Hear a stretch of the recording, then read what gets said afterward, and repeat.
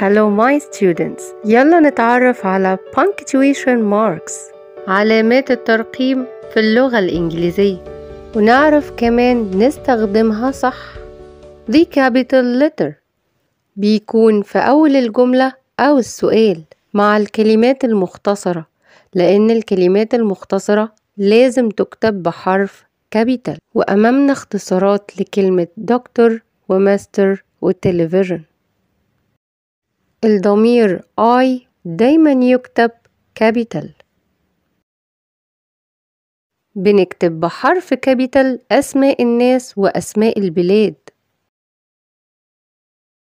وأسماء الأنهار The Nile River The Amazon، وأسماء القارات أفريقيا Asia، وأسماء البحار The Red Sea